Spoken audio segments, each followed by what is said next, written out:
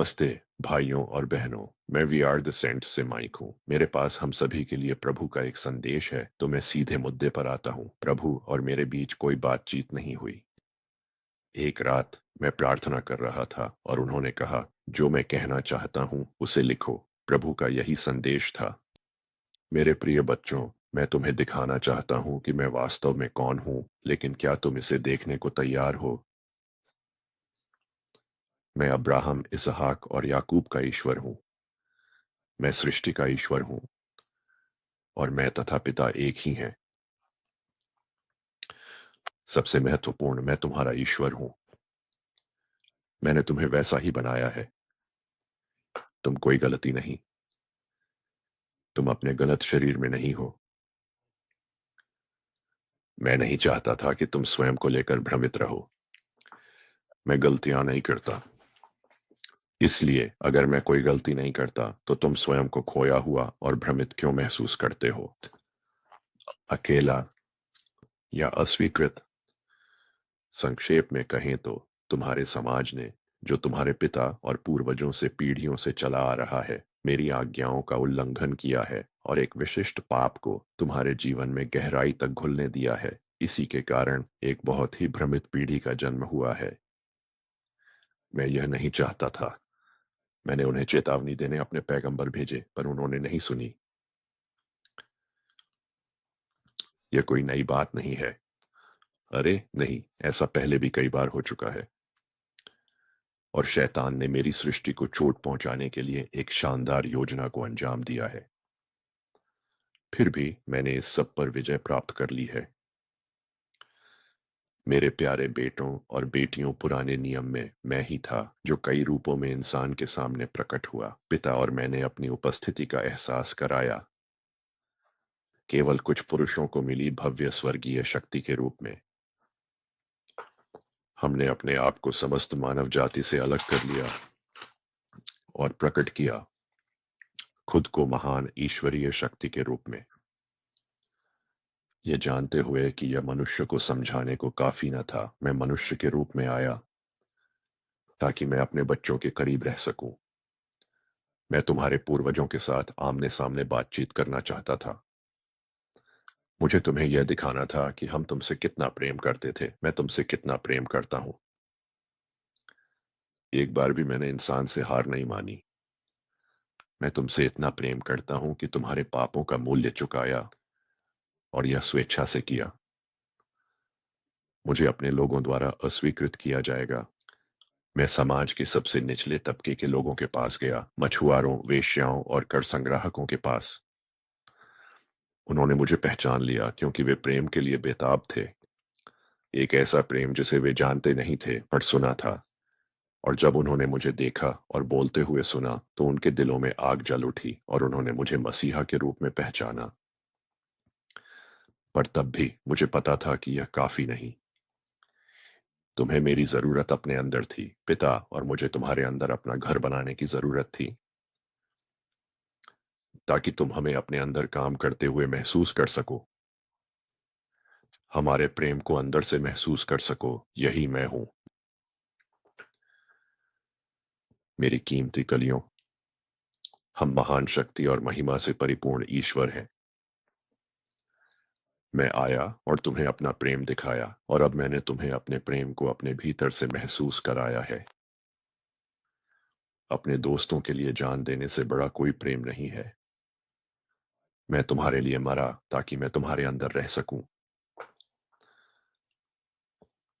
तो अब हम यहां हैं बच्चों। मैं किसी को अस्वीकार नहीं करता। जो भी सच्चाई से मेरे पास आएगा मैं उसे स्वीकार करूंगा। मैं जिसके पीछे जाता हूं उसे रास्ता दिखाऊंगा। तुम इस चैनल पर इसलिए खींचे चले आए क्योंकि तुमने अपनी आत्मा में एक तड़प महसूस की है, और जब तुम मेरे सेवकों को मेरे संदेश बोलते सुनते हो, या क्षमा करें, मुझे इसे फिर से कहना होगा, मुझे मुझे इसे फिर से पढ़ने की अनुमति दें। तुम इस चैनल पर खींचे चले आए हो क्योंकि तुम्हें मेरे सेवकों के संदेशों को सुनकर अपनी आत्मा में एक तड़प महसूस हुई है। मैं तुम्हें यहां यह समझाने के लिए लाया हूं कि मैं वास्तव में कौन हूं। माइकल पूर्ण नहीं है, पर उसने जीवन में मेरी इच्छा चुनी है। और मैं जीवन भर उससे बात करता रहा, लेकिन उसने अपना उद्देश्य तब तक पूरा नहीं किया जब तक उसने अपना सब कुछ मुझे नहीं दे दिया। इसीलिए मैं तुमसे कहता हूं, मेरे बारे में अपनी पूर्व कल्पित समझ को छोड़ दो। वह यीशु जिसके बारे में चर्चों ने तुम्हें सिखाया है, एक उत्तम ईसाई बनने के लिए ईसाई समुदाय जो करने को कहता है उसे करने से तुम अधूरा महसूस करोगे। अनेक चर्च अब मेरे हृदय को नहीं पहचानते, वे केवल औपचारिक प्रक्रियाओं और नियमों का पालन करना चाहते हैं। रविवार सेवाएं, सोमवार की पुरुष सभा, बुधवार रात बाइबल का अध्ययन, इन सब बातों में कुछ भी गलत नहीं है, लेकिन मेरे प्रेम और मेरे संदेशों का वास्तविक हृदय कहाँ है? वे लोग जिन्हें मेरे द्वारा सुसमाचारक, शिक्षक या धर्म प्रचारक बनने के लिए बुलाया गया है, उन्हें मेरे नाम वाले चर्च के द्वारा अस्वीकृत कर दिया जाता है क्योंकि वे मनुष्य द्वारा निर्धारित आवश्यकताओं को पूरा नहीं कर पाते। यह एक अतिरिक्त बात है। धिक्कार है उन अगुओं पर जो अब मेरी बात नहीं सुनते, क्योंकि उनके हृदयों में अहंकार प्रवेश कर चुका है। और उन्होंने कहा, ये लोग पंगु हो जाते हैं, यह नहीं समझते कि उन्हें क्यों अस्वीकृत किया गया, जबकि मैंने उन्हें अपने उद्देश्य के लिए बुलाया था। मेरे साथ चलने के लिए आपको सबसे अधिक संभावना है कि आपको अपने आराम क्षेत्रों से बाहर निकलने के लिए कहा जाएगा। यह आसान नहीं है। इसमें मुझ पर पूरी तरह से भरोसा रखने की तत्परता और इच्छा शक्ति की आवश्यकता होती है। यह बात अधिकांश ईसाइयों के सामने समस्या खड़ी करती है, क्योंकि उनका विश्वास केवल मूर्ख समझे जाने की उनकी इच्छा के समान ही प्रबल होता है। इंसान की नजरों में, हाँ, मैंने कहा, एक मूर्ख। मेरे सेवक इस दुनिया के कई लोगों को मूर्ख लगते हैं, यहाँ तक कि कुछ ईसाइयों को भी। लेकिन यदि तुम्हारा विश्वास छोटे बच्चे जैसा है, तो मेरी नजरों में तुम बुद्धिमान हो। मैं तुम्हें उन जगहों पर ले जाऊंगा जो तुम्हारे उद्देश्य को पूरा करेंगी और तुम पूर्ण महसूस करोगे। तो मैं तुमसे कहता हूं, मेरे प्रिय, मैं हमेशा तुम्हारे साथ हूं। जब तुम काम पर जाते हो, जब तुम किराने की दुकान जाते हो, परिवार से मिलते हो, मैं तुम्हें सोते हुए देखता हूं और तुम्हें जगाने में मदद करता हूं। मैं तुमसे इतना प्यार करता हूं कि मैं दिन भर तुम्हारे लिए प्रेम गीत गाता हूं और तुम्हें यह याद दिलाने के लिए प्यारे नोट्स छोड़ता हूं कि मैं हमेशा तुम्हारे साथ हूं। मैं सुबह और रात में हमारे साथ के समय का इंतजार करता हूं। हमारा साथ में समय बिताना बहुत जरूरी है। मुझे इस बात की परवाह नहीं कि उस दिन क्या हुआ या तुमने कौन सा पाप किया। उस बारे में हम फिर कभी बात कर सकते हैं, लेकिन उस पल मैं बस चाहता हूं कि तुम मेरे साथ रहो। शायद उस दिन तुम्हारे मन में कोई बड़ा सवाल रहा हो और मैं चाहता हूं कि जब हम साथ हों तो उसका जवाब दूं। चिंता मत करो कि हम क्या बात करेंगे। मैं तुम्हें वह याद दिला दूंगा ताकि हम उस पर बात कर सकें। मेरे प्यारे बच्चों, तुम मेरे पास इसलिए नहीं आते क्योंकि तुम्हें अपराध बोध या अपर्याप्तता महसूस होती है, और यह शत्रु की तरफ से है। उसकी मत सुनो, वह एक झूठा है। वह तुम्हें दोषी ठहराता है। मैं तुम्हें उठाता हूं। शैतान को भगा दो, उसे दूर करने के लिए मेरे नाम का उपयोग करो। मैं तुम्हें पूरी तरह से मेरा चाहता हूं और मैं हमारे समय के लिए ईर्ष्यालु हूं। मेरे नाम से जो भी मांगोगे मैं करूंगा। अगर तुम अपने दूतों से प्रोत्साहन मांगोगे तो वे प्यार से बात करेंगे और तुम्हें उठाएंगे।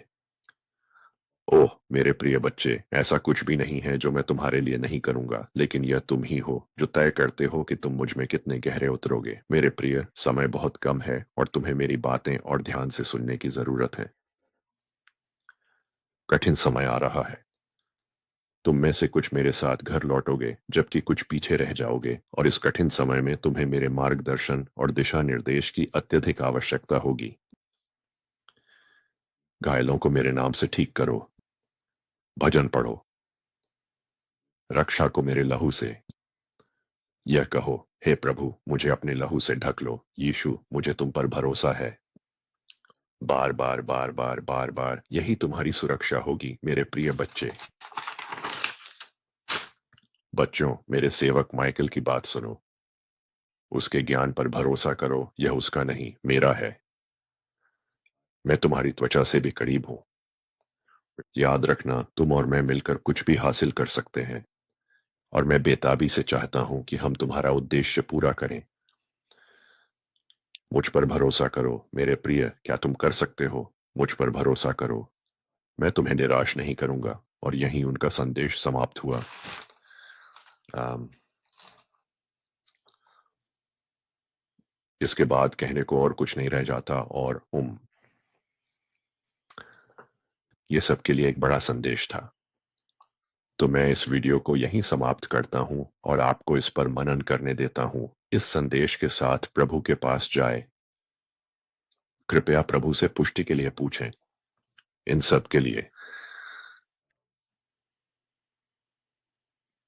और अगर आपका कोई सवाल है तो कृपया कमेंट करें, मेरा ईमेल भी वहीं दिया गया है। अगर आपको प्रभु की ओर से संपर्क करने की प्रेरणा मिले या समुदाय का हिस्सा बने, हम डिस्कॉर्ड पर भी हैं, आपको वहां देखकर खुशी होगी। तो देखने के लिए धन्यवाद। ईश्वर आपको आशीष दे और शालोम।